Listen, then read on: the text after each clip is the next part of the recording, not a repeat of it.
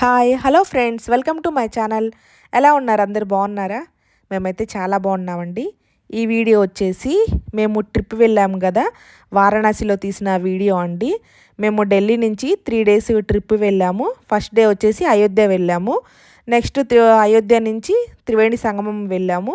Third day వచ్చేసి త్రివేణి సంగమంలో మేము స్టార్ట్ అయ్యి మేము వారణాసి అయితే వెళ్ళాము. వారణాసి వెళ్ళేసరికి ఎర్లీ మార్నింగ్ 3:30 అయిందండి.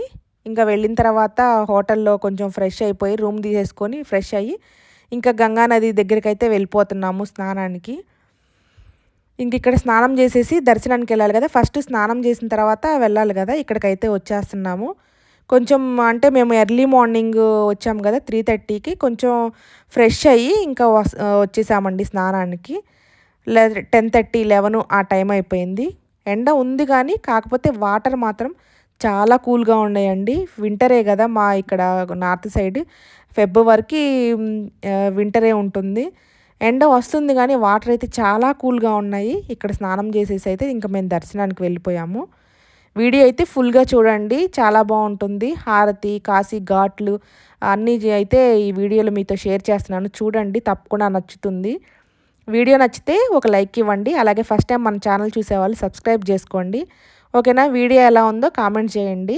అలాగే మేము ఢిల్లీ నుంచి అయోధ్య వెళ్ళాము, అది పార్ట్ 1.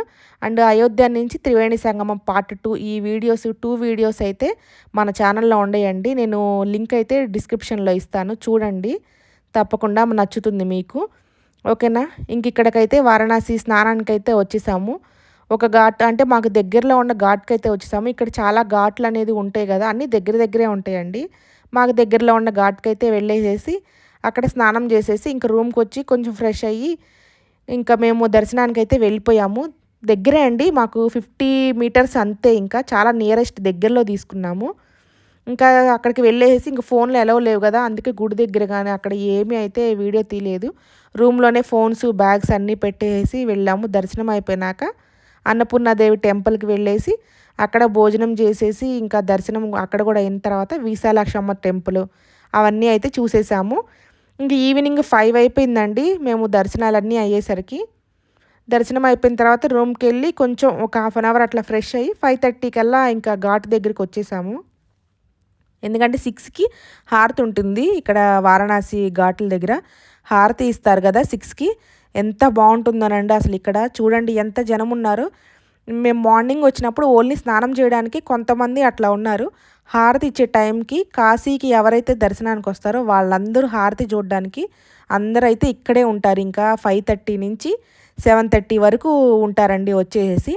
అంటే ఇట్లా బోట్లు మాట్లాడుకొని వెళ్తారు, హారతి చూసేసి ఘాట్లు కూడా వాళ్ళే చూపిస్తారు కదా. ఇప్పుడు ఈ బోట్లు ఉన్నాయి కదా, ఇవైతే మనకి కొంచెం ఎర్లీగా వస్తే ఘాట్లన్నీ చూపించి హారతి టైంకి తీసుకొచ్చి హారతి చూపించేసి తర్వాత ఇంకా దిగిపోతారు. లేదు ఈ టైంకి వస్తే హారతి చూపించి తర్వాత ఘాట్లన్నీ చూపిస్తారండి. మేము అట్లా ఇంకా బోటింగ్కి వెళ్దాము హారతి చూసేసి అన్నట్లు వచ్చాము. కాకపోతే ఇంకా మేము ఇది కాకుండా వేరే గవర్నమెంట్ బోట్ అయితే ఎక్కాము. అది పర్ పర్సన్కి వచ్చేసేసి 200 తీసుకున్నారు. హారతి అయిపోయిన తర్వాత ఘాట్లన్నీ చూపించారు. ఇదిగోండి ఇప్పుడే స్వామీజీ వాళ్ళందరూ వచ్చేసి ప్రిపరేషన్ జరుగుతూ ఉన్నాయి హారతికి. ఎంత బాగుంటుందో, చాలా బాగుంటుందండి. చూడండి హారతి కూడా నేను వీడియో తీశాను. ఇంక ఇక్కడ మేము బోట్కి అయితే వచ్చేసాము. వచ్చేసి కూర్చున్నామండి. ఇది గవర్నమెంట్ బోట్ అంటే చాలామంది ఎక్కొచ్చు. పర్ పర్సన్ వచ్చేసి 200 తీసుకుంటున్నారు. పక్కన చూడండి ఇప్పుడిప్పుడే వస్తున్నారు అందరూ, ఎంతమంది ఉన్నారు. ఇప్పుడు ఘాట్లన్నీ తిరిగేసేసి చూసిన వాళ్ళందరూ ఇంకా బోట్లన్నీ ఆపేసి ఇంకా హారతి కోసం వచ్చి వెయిట్ చేస్తూ ఉన్నారు.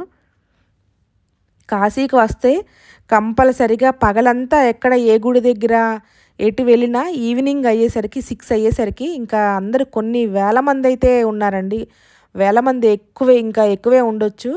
ఎక్కడ చూసినా చూడండి జనమే ఇంకా. ఎందుకంటే హారతి చూడడానికి వచ్చేసి ఆ హారతి చూసిన గంగా నదికి హారతి ఇస్తుంటే చూస్తే ఎంత మంచిదో, చాలా బాగుంటుంది హారతి కూడా. ఇక్కడ చూడండి 7 numbers ఉన్నారు కదా స్వామీజీ వాళ్ళు, వాళ్ళందరూ సేమ్ ఒకేలాగా హారతి ఇవ్వడం కూడా టైమింగ్ కానీ వాళ్ళు అట్లా ఈ హారతి ఇవ్వడం కానీ ఒకేలాగా ఇస్తూ చాలా బాగా చేస్తారు హారతి.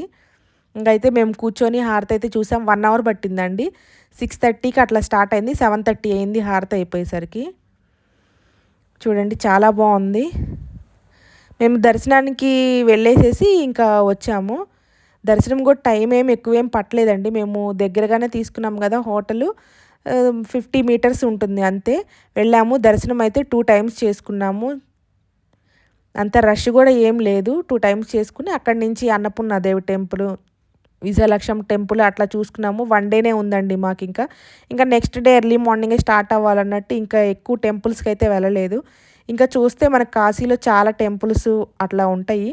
మెయిన్ టెంపుల్స్ అయితే మేము చూసుకున్నాము. ఇంకా హారతి ఇంకా దర్శనం అయిన తర్వాత హారతి కూడా మెయినే కదా.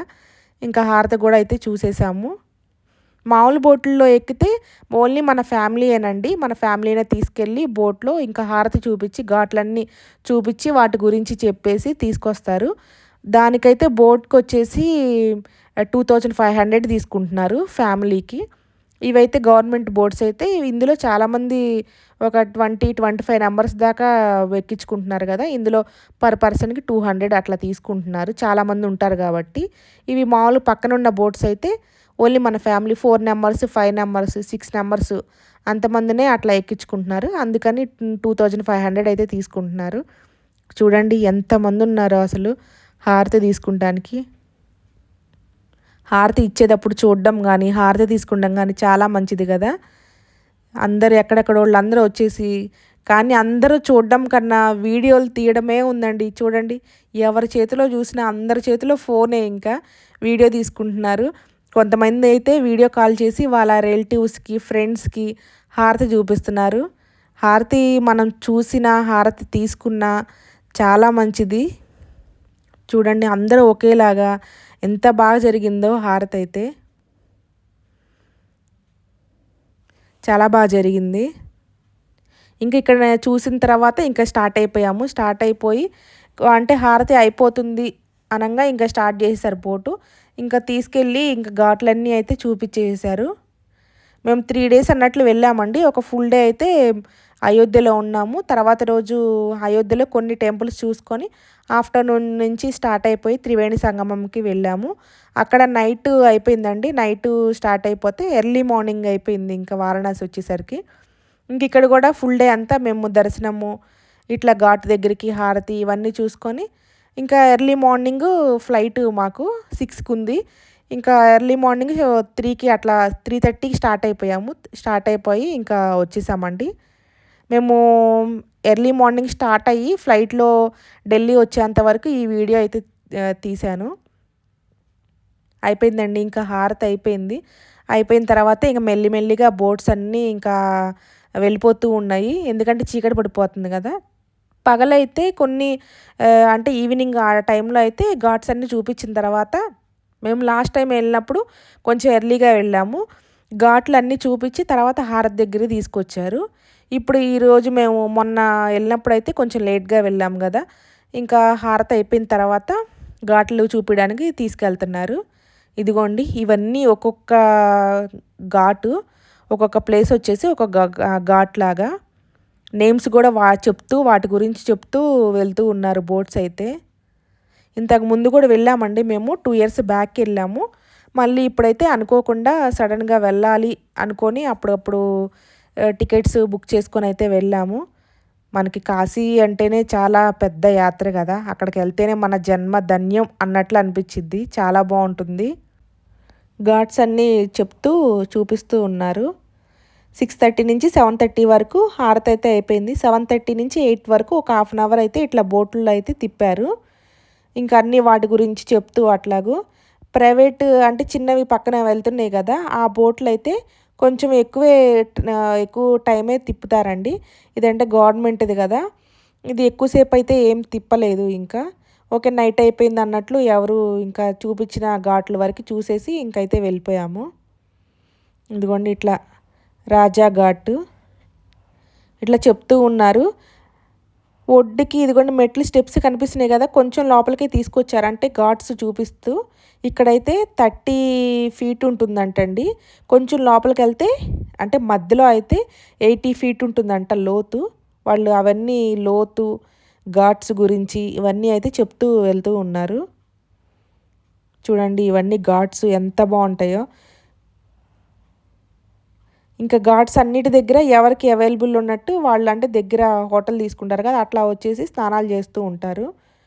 ఇదిగోండి హరిశ్చంద్ర ఘాటు. ఇక్కడ కూడా ఎప్పుడూ శవాలు కాలుస్తూనే ఉంటారు. లాస్ట్ టైం మేము వెళ్ళినప్పుడు కూడా ఇట్లానే జరుగుతూ ఉంటుంది. హరిశ్చంద్ర ఘాట్ ఇదిగోండి మంట కనిపిస్తూ ఉంటుంది కదా, అదేనండి హరిశ్చంద్ర ఘాటు. వాళ్ళు చెప్తున్నారు, అంటే బోట్ డ్రైవర్ ఉంటారు కదా, అతను చెప్తున్నాడు రాజా హరిశ్చంద్ర ఘాట్. ఇదిగోండి కనిపించింది కదా.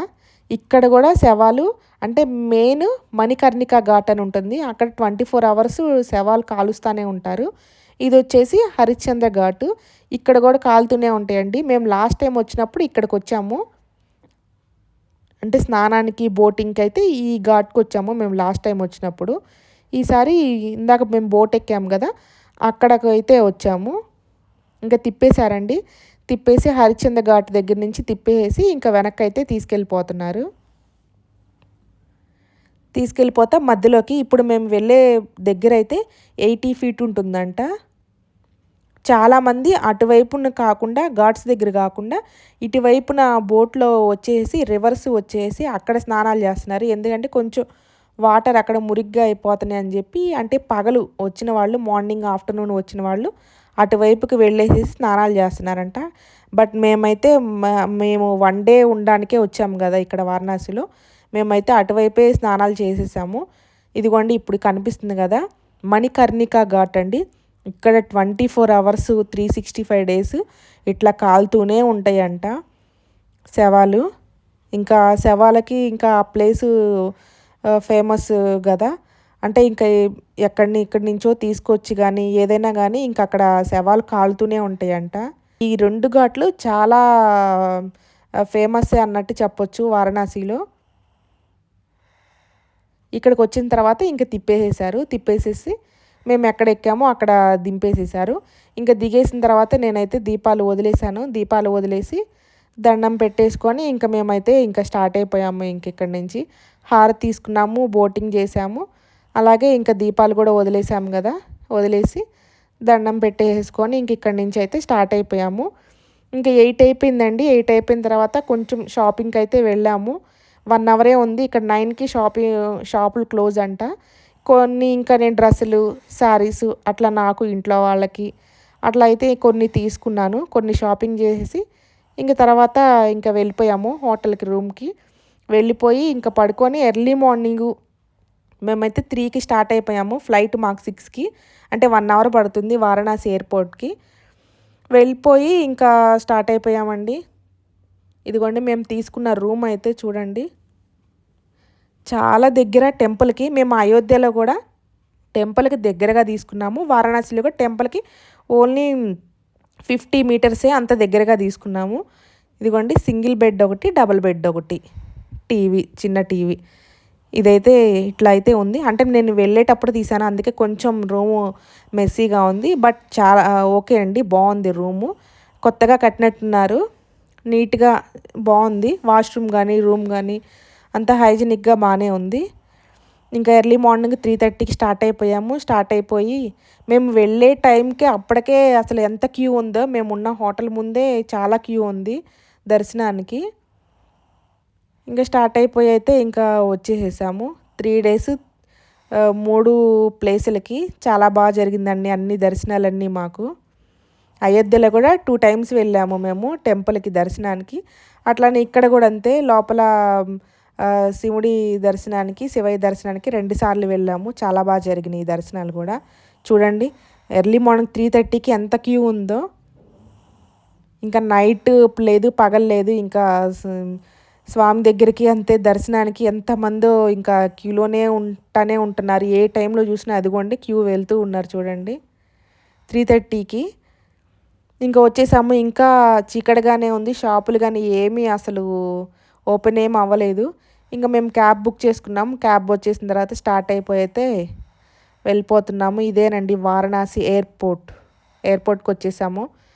ఎర్లీ మార్నింగ్ కదా 3:30కి, మొత్తం 3:30 అంటే మేము ఎయిర్పోర్ట్కి వెళ్ళేసరికి 4:30 అయిపోయింది. మొత్తం ఖాళీగా ఉంది చూడండి.